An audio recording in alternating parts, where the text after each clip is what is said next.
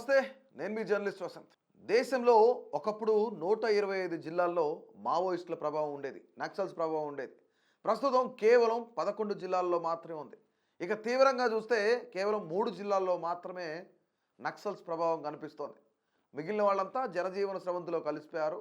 కొంతమంది ఎన్కౌంటర్ చేపట్టారు. కొంతమంది లొంగిపోతున్నారు. ప్రభుత్వంతో కొంతమంది చర్చలు జరిపారు. మారిపోయారు. మరికొద్ది రోజుల్లోనే దేశంలో మావోయిజం అనేది కనిపించదు. నక్సలిజం కనిపించదు. ఉగ్రవాదులు అనేవాళ్ళు అసలు దేశం మీద దాడి చేయడానికి ప్రపంచంలో ఎక్కడా కనిపించరు అన్నట్లుగా మోదీ నిన్న గ్లోబల్ సమ్మిట్లో మాట్లాడారు. అంటే ఇది నా గ్యారంటీ. దేశ ప్రజలందరూ కూడా నక్సలిజం బారి నుంచి తప్పించడమే నా ముఖ్యమైన ధ్యేయం. మరికొద్ది రోజుల్లోనే నక్సలిజం మావోయిజం అనేది దేశంలో ఎక్కడా కనిపించదు. ఇది మోదీ గ్యారంటీ అని చెప్తున్నారు నరేంద్ర మోదీ. అంటే ఒకప్పుడు కాంగ్రెస్ హయాంలో అర్బన్ నక్సలైట్లు ఎవరైతున్నారో వీళ్ళంతా కూడా రాజ్యాంగాన్ని అడ్డం పెట్టుకొని అడవుల్లో ఉండే మావోయిస్టులకు నక్సలిస్టులకు హెల్ప్ చేసేవాళ్ళు, వాళ్ళని అడ్డు పెట్టుకొని వాళ్ళ కార్యకలాపాలను కొనసాగించుకునేవాళ్ళు అని నేను సంచలనమైన స్టేట్మెంట్ ఇచ్చారు. దీనికన్నా ముందే గతంలో ఆపరేషన్ కగార్ స్టార్ట్ చేసేటప్పుడు అమిత్ షా కూడా ఆయన ఒక స్టేట్మెంట్ ఇచ్చాడు.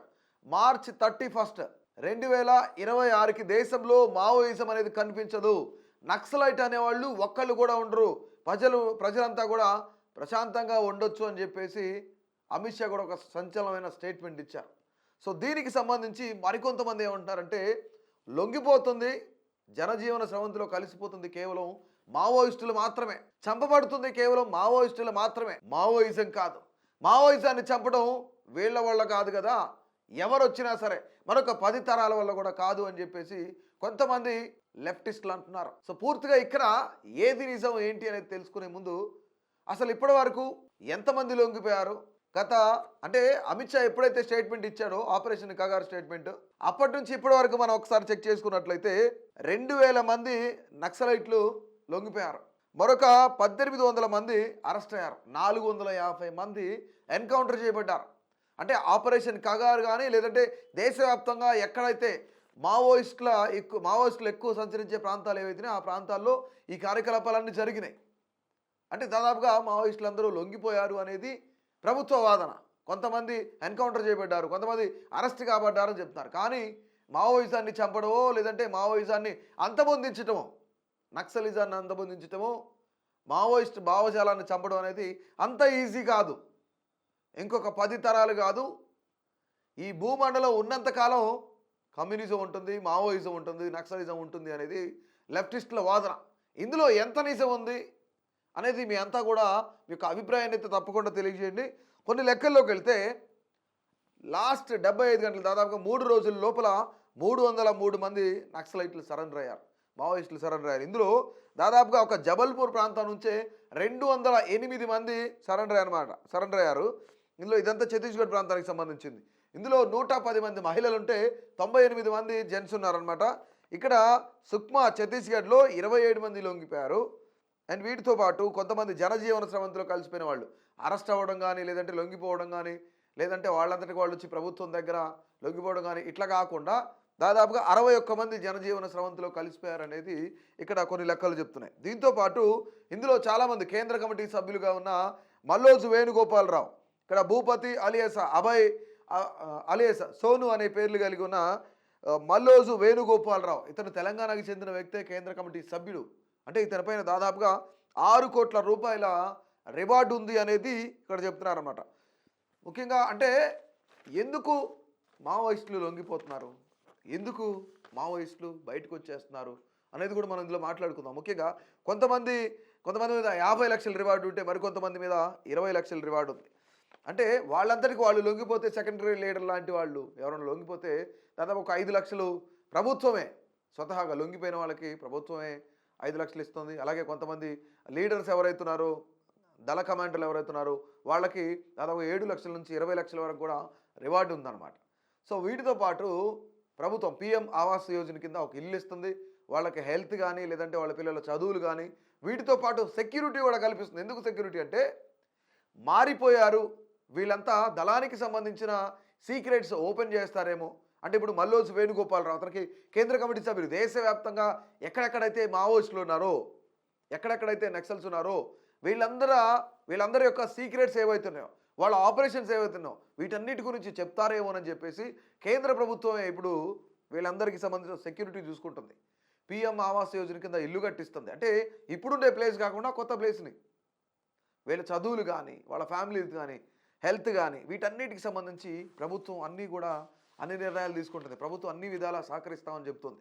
రైట్. అంటే దాదాపుగా 7 లక్షల నుంచి 10 లక్షల 12 లక్షల వరకు రివార్డు ఉన్న వాళ్ళు కూడా చాలామంది ఉన్నారు. వీళ్ళల్లో లొంగిపోతున్నారు.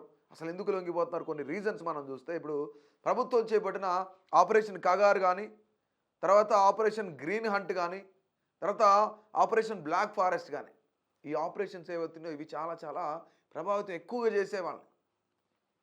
కొంతమంది భయాందోళనకు గురైన పరిస్థితులు కూడా ఉన్నాయన్నమాట. అంటే కొంతమంది నక్సల్స్, కొంతమంది మావోయిస్టులు భయానికి గురై లొంగిపోయిన వాళ్ళు కూడా ఉన్నారు.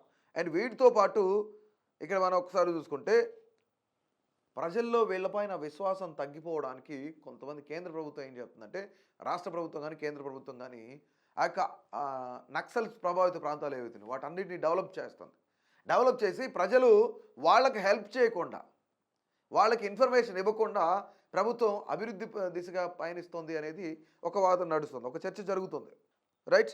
వీటితో పాటుగా అసలు నక్సల్స్ ఎందుకు తయారయ్యారు, మావోయిస్టులు ఎందుకు తయారయ్యారంటే, గతంలో ప్రాచీన కాలంలో ఒక 70 ఏళ్ల క్రితం భూస్వాములు కానీ, పెత్తందారులు కానీ, ఎవరైతే దొరలు ఉన్నారో వీళ్ళందరి నిరంకుశత్వ పరిపాలనకి వ్యతిరేకంగానే ఈ యొక్క నక్సలిజం, మావోయిజం అనేది పుట్టింది.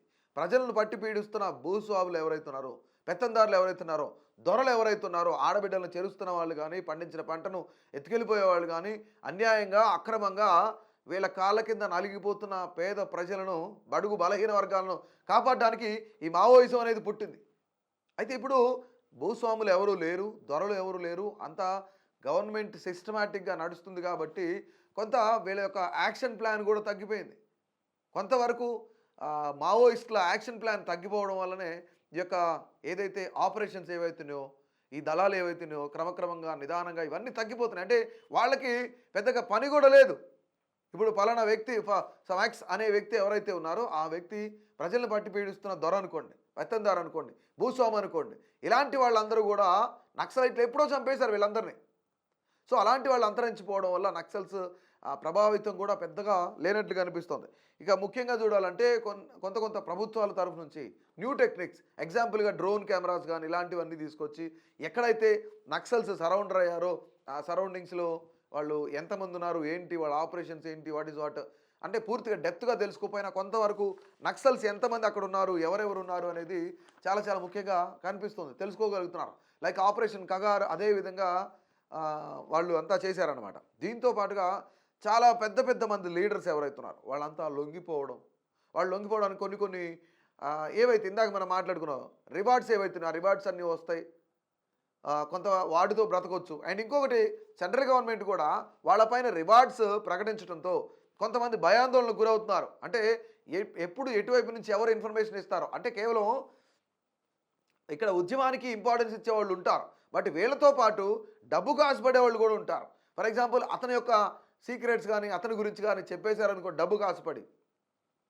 ఇప్పుడు మల్లోజు వేణుగోపాల్, అలియాస్ సోను అలియాస్ అభయ్ ఇలాంటి వాళ్ళు ఉన్నారు కదా. సో వీళ్ళ యొక్క ఇన్ఫర్మేషన్ అతని మీద 6 కోట్ల రూపాయలు ఉందని చెప్పేసి ఒక చర్చ జరుగుతుంది. 6 కోట్ల రూపాయల రివార్డు ఉందని చెప్పేసి ఆ రివార్డు కోసం అతని యొక్క ఇన్ఫర్మేషన్ ఎవరైనా ఇస్తే కనుక అతను చంపేసే ఛాన్స్ ఉంది. సో దీనివల్ల అతను ఎన్కౌంటర్ చేసే అవకాశాలు ఉన్నాయి. ఇలాంటి వాటి వల్ల వాళ్ళు కూడా భయపడుతున్నారు.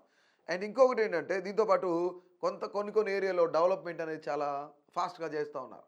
డెవలప్మెంట్ చేయడం వల్ల అక్కడ ఉన్న ప్రజలు ఈ నక్సల్స్ మాట వినట్లేదు, మావోయిస్టుల మాట వినట్లేదు అనేది ఒక చర్చ జరుగుతుంది. అంటే వాళ్ళు నక్సల్స్కి ఈ మావోయిస్టులకి ఇన్ఫర్మేషన్ ఇచ్చే కన్నా ప్రభుత్వానికి ఇన్ఫర్మేషన్ ఇస్తే బెటర్ కదా అన్నట్లుగా కొంతమంది భావించి వీళ్ళ యొక్క ఇన్ఫర్మేషన్ అంతా కూడాను ప్రభుత్వానికి ఇచ్చేస్తున్న పరిస్థితులు కూడా ఉన్నాయనేది ఒక చర్చ. అండ్ వీటితో పాటుగా ఇప్పుడు మనం మాట్లాడుకున్నాం ఎక్కువ మొత్తంలో రివార్డ్స్ ఇవ్వటం ఇవన్నీ కూడా ఉన్నాయన్నమాట. రైట్. దీంతో పాటుగా మరొక ఇంపార్టెంట్ విషయం ఏంటంటే ఇప్పటివరకు లొంగిపోయిన వాళ్ళు ఎవరైతే ఉన్నారో వాళ్ళు చెప్పేది ఏంటంటే కొంత ఇంటర్నల్ గొడవలు ఉన్నాయి, వాళ్ళలో వాళ్ళకే కుమ్ములాట్లు ఉన్నాయి, వాళ్ళలో వాళ్ళకే గొడవలు పడుతున్నారు. సో దానివల్లనే ఈరోజు మావోయిస్టులు కొంతమంది లొంగిపోతున్నారు, అక్కడ సరిగా ఏదైతే దళాన్ని నడిపించట్లేదు, ఉద్యమం అనేది సాఫీగా నడవట్లేదు అనేది మరికొంతమంది వాదన. అంటే వాస్తవంగా ఇప్పుడు దేశవ్యాప్తంగా నిన్న మోడీ మాట్లాడింది స్టేట్మెంట్ ఏంటంటే, మోడీ గ్యారంటీ నక్సల్స్ అనేవాళ్ళు లేదంటే మావోయిస్టులు అనేవాళ్ళు దేశం పైన బాంబు దాడిలో లేదంటే కాల్చి చంపే ఉగ్రవాదులు వాళ్ళందరినీ కూడా అంతరింపజేస్తా, వాళ్ళందరూ కూడా ఇంక నుంచి ఉండరు, ఈసారి దీపావళి చాలా హ్యాపీగా జరుపుకోండి అని ఆయన ఒక స్టేట్మెంట్ ఇచ్చారు. 31 మార్చ్ 2026 కల్లా దేశంలో ఒక్క మావోయిస్ట్ కూడా ఉండకుండా చూసే బాధ్యత మాది అని చెప్పేసి అమిత్ షా కూడా స్టేట్మెంట్ ఇచ్చాడు. అంటే ఇక్కడ ఏం జరుగుతుంది నిజంగానే? మావోయిజం అంతరించిపోతుందా? మావోయిస్టులు మాత్రమే పట్టుబడుతున్నారా, లేదంటే మావోయిజం కూడా లొంగిపోతుందా కేంద్ర గవర్నమెంట్కి? అంటే నిజంగానే కేంద్ర ప్రభుత్వం ఇక్కడ ఎంతవరకు సక్సెస్ అయింది? ఆపరేషన్ కగార్ సక్సెసా, operation black forest, operation green hunt, ఇవన్నీ చూస్తుంటే ప్రభుత్వం పై చేయి సాధించిందా అనే అంచనాలకు కూడా వస్తున్నారు విశ్లేషకులు. అంటే ఇక్కడ దళాల్లో కొంత ఇన్కన్వీనియన్స్ కొంతమందికి ఇంటర్నల్ గొడవలు ఉండడం వలన ఇవన్నీ జరుగుతున్నాయని మరికొంతమంది చెప్తున్నారు. అసలు ఏం జరుగుతుంది? రానున్న రోజుల్లో నిజంగానే దేశంలో మావోయిజం అంతరించిపోతుందా? నిజంగా ఇక్కడ మావోయిజం లొంగిపోతుందా? మావోయిస్టులు లొంగిపోతున్నారా? దీనిపై మీరేమంటారు? మీ యొక్క అభిప్రాయాన్ని తప్పకుండా తెలియజేయండి.